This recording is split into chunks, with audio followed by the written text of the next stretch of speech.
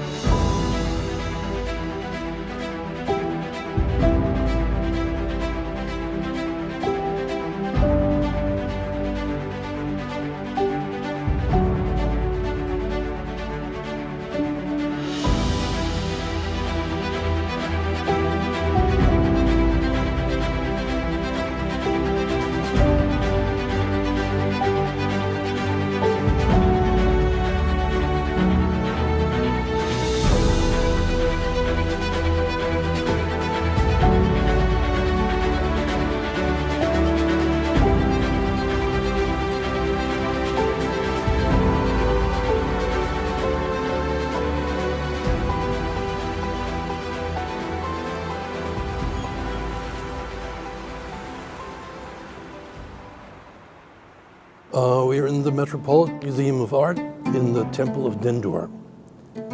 And I'm posted here fairly regularly. It's a beautiful place in the morning when there's nobody here but myself. The light is magnificent. I like it very much. It's a lot of standing. Don't touch the art. That's pretty much the mantra. And actually the mantra they tell you is to protect life and property. That's the slogan. Thankfully, it hasn't always been the case, I'm told, but now they rotate you throughout the museum. You're in different places every day.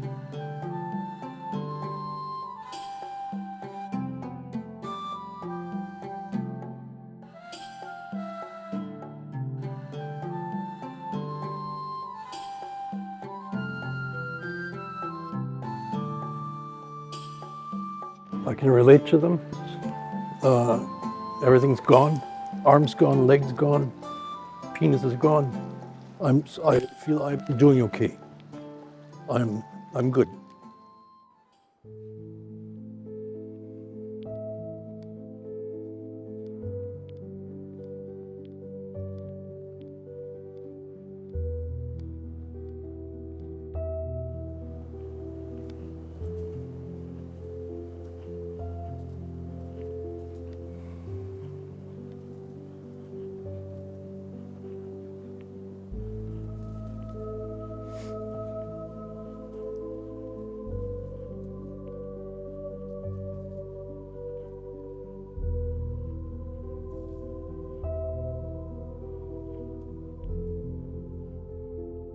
I'm originally from Berlin, Germany, and when I was 22, I took a trip to New York City as a tourist. I ended up going to a nightclub, as one does at that age. It was called Danceteria. It was the 80s.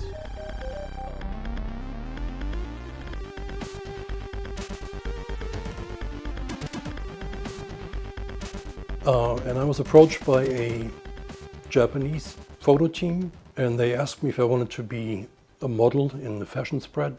And they informed me that they were interested in pitching me to an agency in Tokyo. But in order for that to happen, I would have to go to Milan. And at the time, I had very little going for me. Girlfriend had left me, no job. So I took some unemployment money, bought a train ticket to Milan, and just went.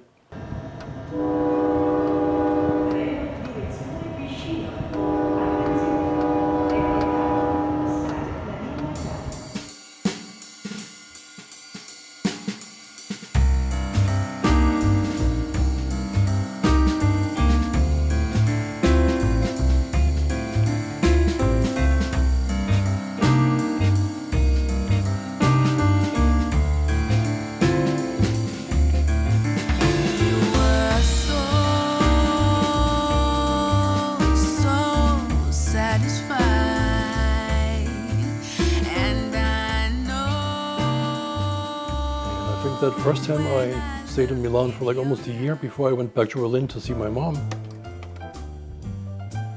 Then I went on to Paris, London, Japan, eventually New York.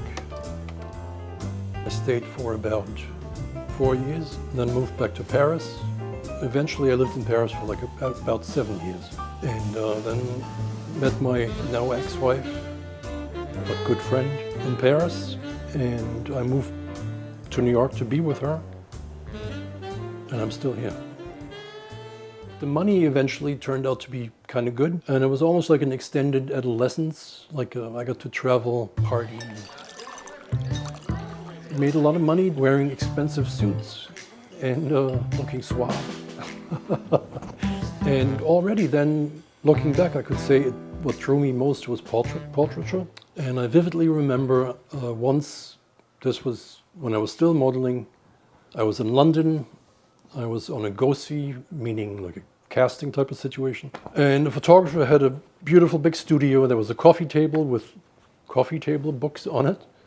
And one of them turned out to be Richard Avedon's In the American West. And it just blew my socks off. Honestly, it was kind of the America I had always thought it would be. And as soon as I got back to Berlin that year, I asked my mom for that book for Christmas. It's just my Bible, if you will.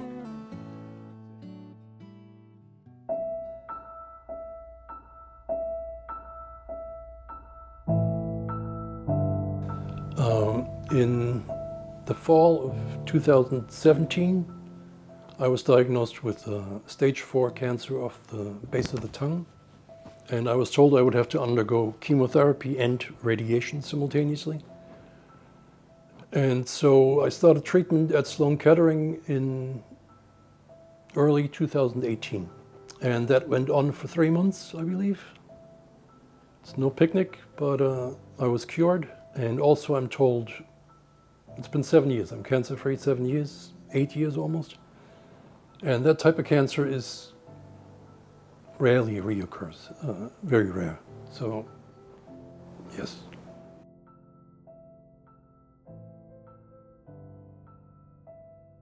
Late December 18, I had seen my daughter and my ex-wife, Tamara, to go thrift shopping. And we did that, and then I had been feeling a little under the weather for a couple of days. Anyway, I came home, I had gotten some ingredients to make pasta, bolognese, and so I had put stuff away, sat down in my chair, and then it's just lights out. My roommate, who thankfully was home, and he had just laid down to take a nap. Thankfully, he didn't take that nap. So he heard me fall out of my chair, and he said that my eyes were open and it looked like the beach ball on a computer that spins, like there was lights on but nobody home. And so he called in the medics. They came, and it took them literally 43 minutes to establish a heartbeat again. I had suffered a cardiac arrest. They had to zap me 9 times with the paddles. And then they transported me to a nearby hospital called Woodhull. Doesn't have a great reputation, but they knew enough to start a cold protocol. They lowered my body temperature and forwarded me to Bellevue in Manhattan, where they proceeded to work on me. Several surgeries all night, I'm told. And then they put me in a coma, medical-induced coma, and I stayed in it for 5 days. And they told Tamara, my ex-wife, and my daughter, most likely I would have suffered brain damage. And they actually proposed also to just turn off the machines. But thankfully, my ex-wife spoke up. And as I came out of it, it turns out they had missed a blood clot in my shoulder. And so my arm had died off on me. I just had this black claw attached to me. And I was told, yeah, they would have to amputate my arm. And that's a tough pill to swallow, but that's what happened.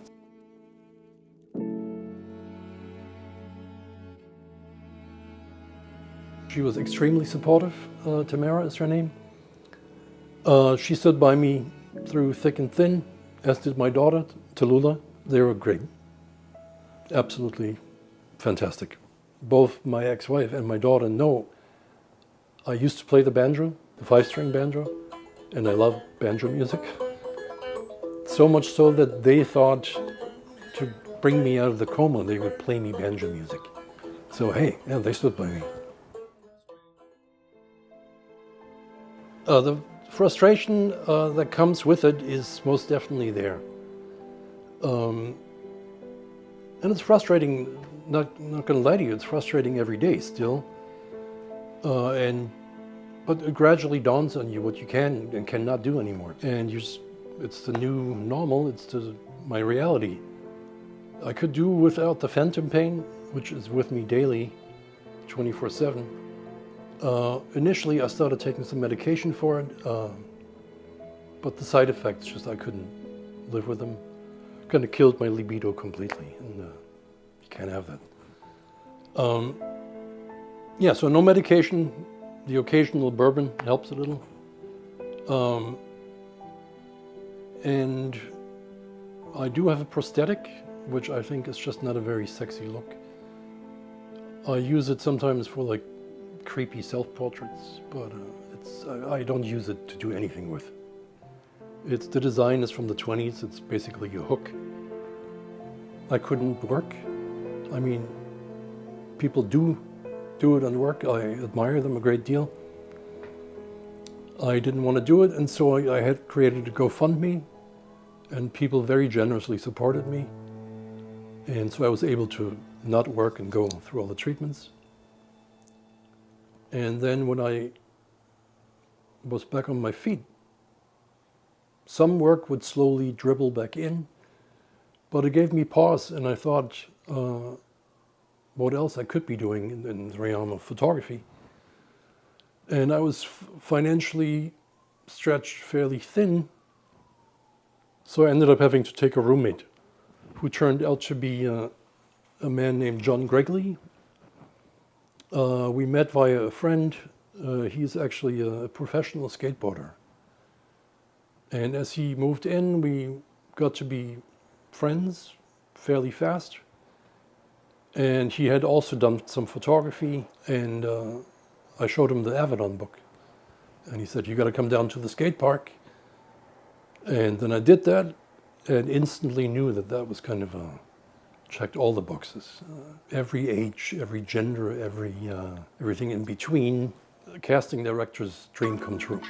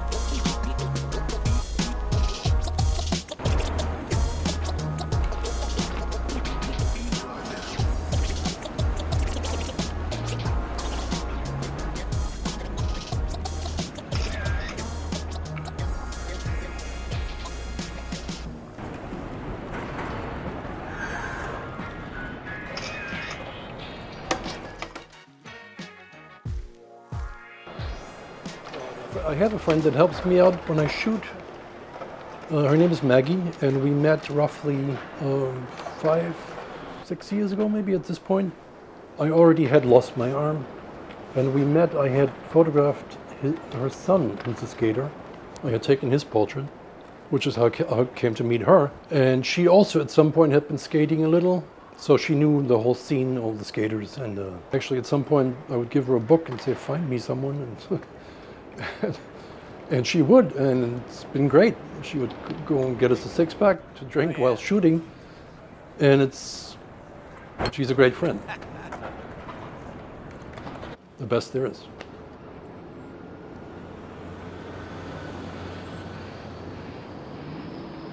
The way Clarence works is you're just basically chosen because you look cool and he likes your look.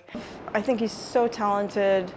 I really respect what he does. I love the skateboarding community. The skateboarding community loves Clarence. So it's a really kind of mutual thing. I love being around creative people, which obviously Clarence is super creative.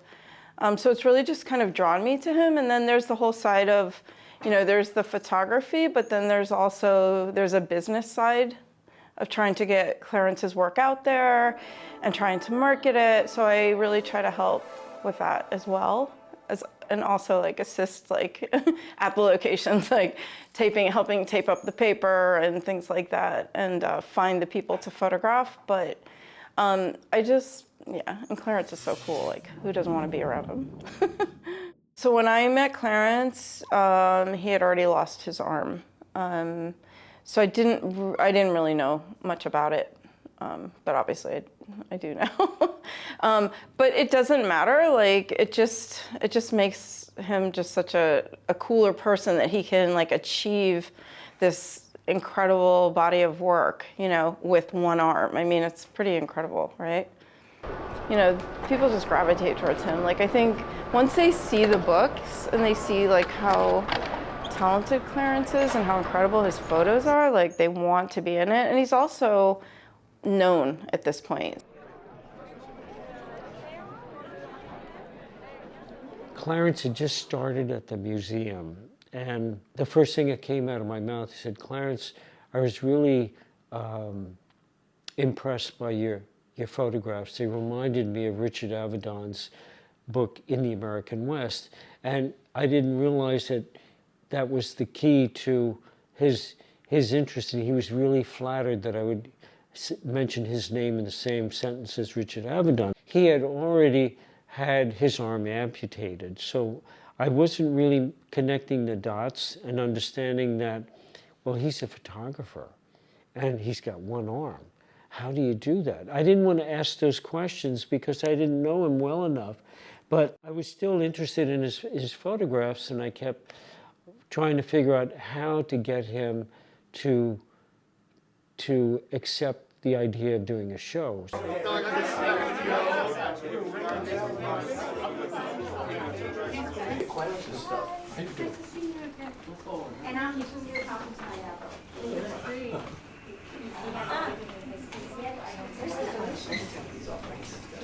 I've never gotten my photo taken. This was the first time when he asked. I didn't really know what it was gonna be until I got home and he showed me the picture, and I was like, whoa! I was assuming I was gonna look a little silly or something, but it came out really good. I like the black and white effect because it makes them all look like a group, but we're all different.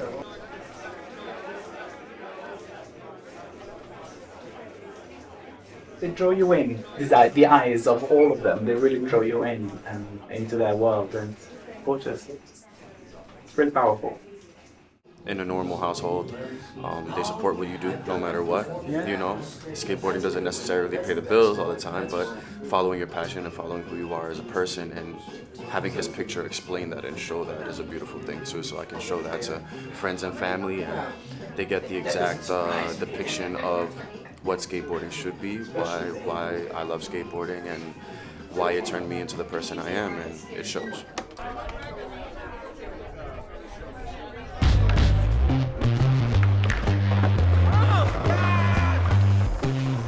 I know he'll know what to do to make me proud of my picture.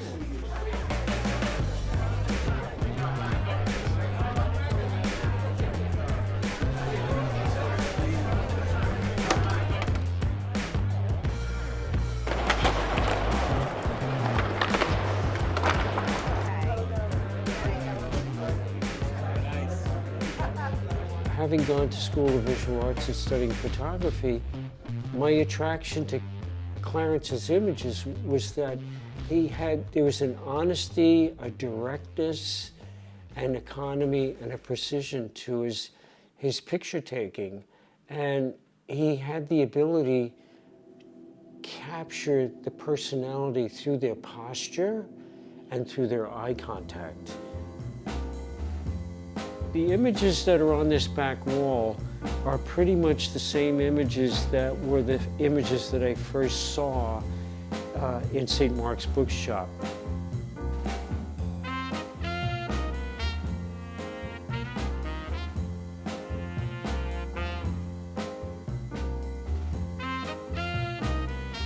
His skateboarders are the first ones that he did. And then the skateboarders segued into bikers. And the bikers are the tattoo people.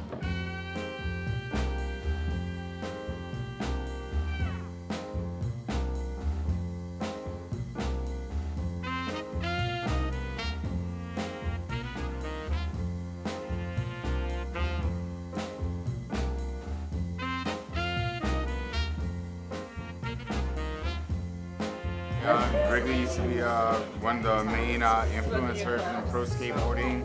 With the original graphics in the 80s, I was like, every kid wanted it. Like, it's called the Old Ghost, with Vicious Skateboards, the man of the hour.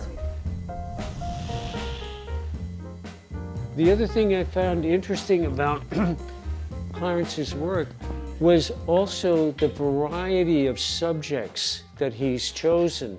Like, you know, he's got older people, younger people, people of color, children. It's not as if he's zeroed in on a particular subset of people. He's zeroed in on a culture of people. It's exciting.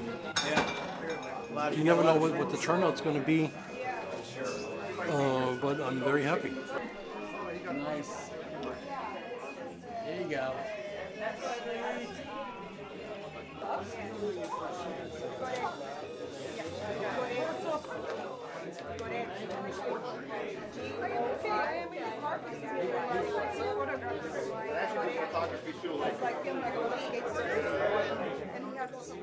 A friend of mine, a photographer also, his name is Ben Shaw. We just looked at the camera together, which is a Canon 5D Mark IV with a battery grip. And so I just tried holding it the way I would hold it before, and clearly that didn't work at all.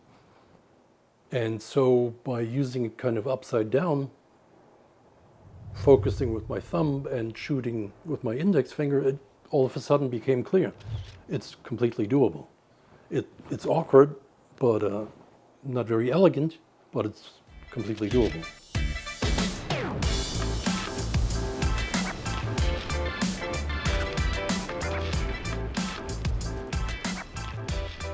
My hope really is to be able to take portraits outside of these boxes. I'd like to shoot for certain magazines. I'd like to take portraits for the New York Times Magazine or the Wall Street Journal Magazine or New York Magazine, the New Yorker. Those are kind of like that's the end game, really. Certain skaters I shot several times, and I will probably shoot them again. The best example is that this guy named Kai. I shot him when he was sort of right on the verge. I still had two arms at the time. In 18, that must have been, he was on the verge of like boy to man, kind of. He was probably 15, and he was smoking. And it's a very, if I say so myself, pretty iconic image. And it actually hung in the Met as part of an employee art show. It ended up being on the internal Met newspaper cover. It got the choicest space in the exhibition. That was a big compliment. I guess what I look for in portraits to convey a vulnerability or dignity. My interest is to get a glimpse of what the person necessarily maybe is not looking to reveal, but if I can snatch it somehow in a gentle manner, then because especially with the skaters, there's a lot of bravado. They give you the finger, they do this, they shove the skateboard at the camera. I'm not interested in that, so I kind of let them run out of gas. And then that's when they kind of that's kind of when I pounce. And I don't mean that in a predatory manner, but that's what interests me. A kind of a quietness. I look for the essence of the humanity.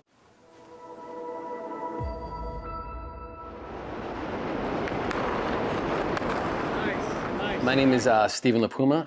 I'm the director of Court Street Collective in Industry City, Brooklyn. We represent Clarence. We've actually produced all 3 of his books, and I'm actually working on the 4th one right now as we speak. Clarence's books are primarily about the skateboard world, primarily shooting skaters outside of skate parks around the country. And the great thing about Clarence is, like, in the beginning, or even still to this day, he doesn't know who he's photographing. So he'll send me pictures I'll see on his Instagram, and I'm like, oh my God, that guy's a legend. So it's kind of been really interesting. He's photographing everybody, as an equal with no pretension or, he's getting a little bit better of knowing who's who. And I think people might point his subjects out to him, but he's photographed some of the biggest names in skateboarding. I mean, Tony Hawk, Mark Gonzalez, Steve Olson, Mike McGill, Steve Rodriguez. He's photographed Rodney Mullen, who's going to be the cover subject of his latest book that we're working on now. Is these are like as high as you can get in subjects. These are A-listers in the skateboard world. I mean, probably the biggest shows that we've had were with Clarence. People love his work. People love the subjects, especially in New York, where he's photographed a lot of his subjects. It's really like a community thing. The skateboard community is definitely highly aware of his work, and they know of his work. What's really funny about Clarence, as a person, he's such a cool, calm, collective person that I think, skateboarding is a very incestuous group of people, but he's somehow been able to knock down the barrier without having he's not a skate photographer, he's a photographer. He doesn't only shoot skateboarders.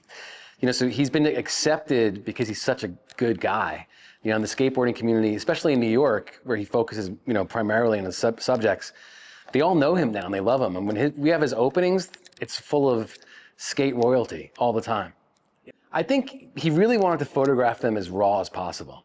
And he didn't want to get into the backgrounds of the parks, and he didn't want to get into them doing tricks.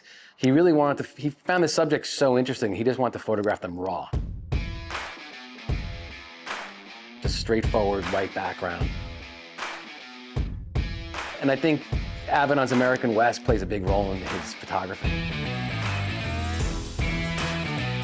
But I kind of feel like the Skate Homie project has really given Clarence, a real zest for life after he had his accident. And I feel like it's definitely given him confidence. I think he's been so accepted by that community that he's a part of it now. And I think that must be, for him, such a great experience after going through what he went through.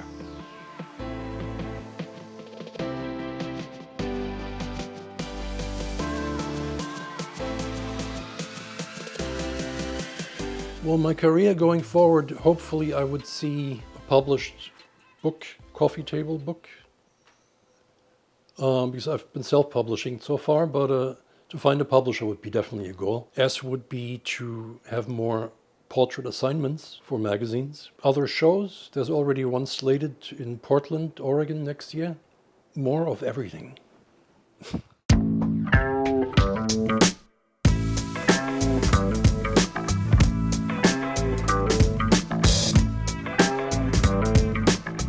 Oh, hey. It's a whole bunch of skaters. Prints left over from a different show that I had in the summer of 24, in the East Village. And yes, that's actually an iconic skater named Rodney Mullen. He's up there with Tony Hawk. It was my friend and roommate John Gregory who put me in touch with his people. So I sent out an email, and I had booked a flight to fly to Los Angeles anyway to shoot Skaters.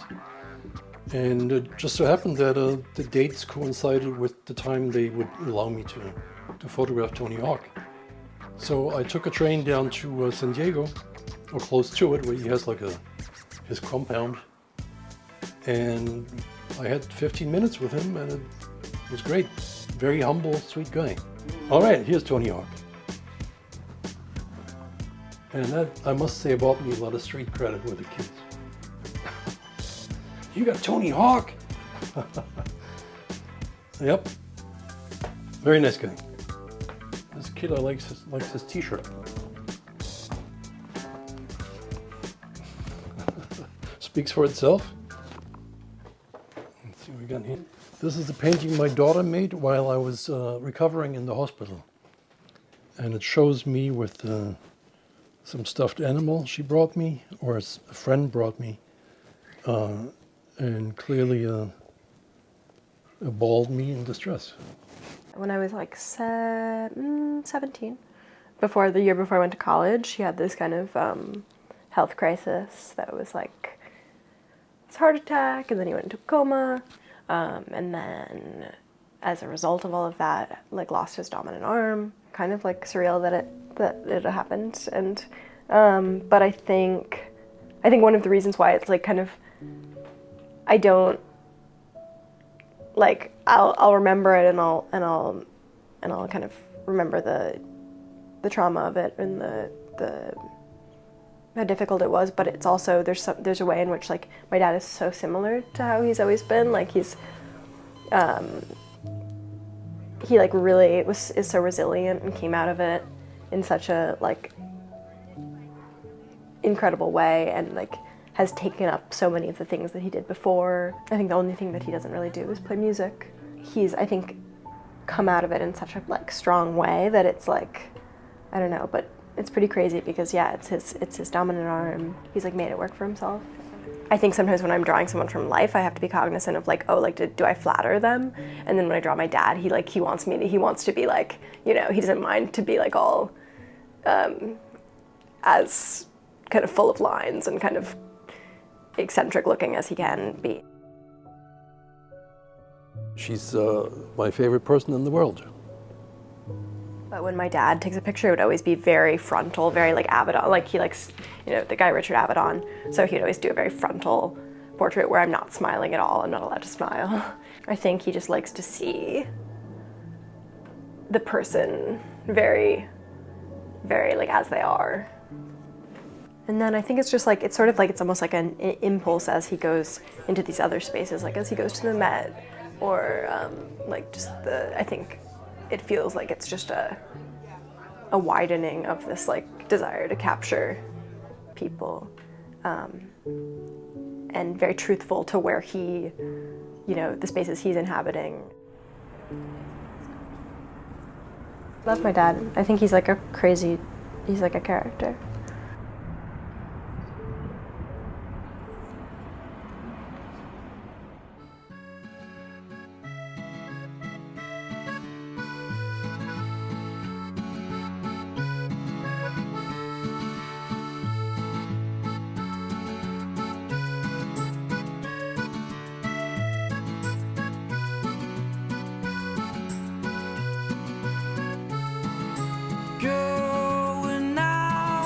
Going on my own, all my faults are left behind. Going far, far away from home. Live it all for now, for another time. Anywhere I go, everywhere I went, always on my own. Listening to the voice which you're going by, oh, to your new home.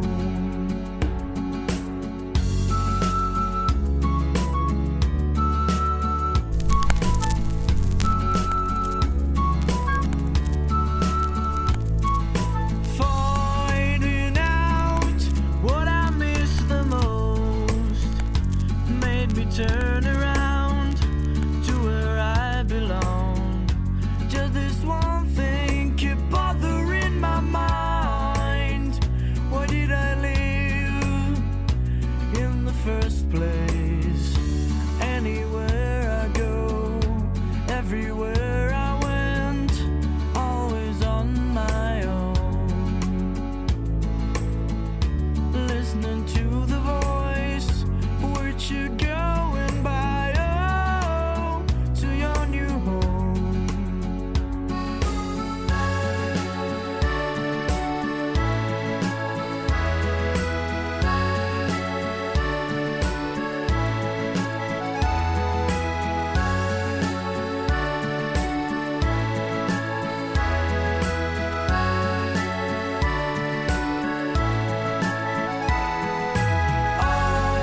Although sometimes you feel this way, doesn't mean you have to go all the way.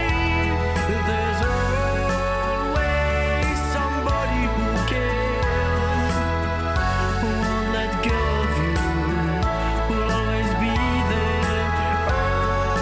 Although sometimes you feel this way, doesn't mean you have to go all the way.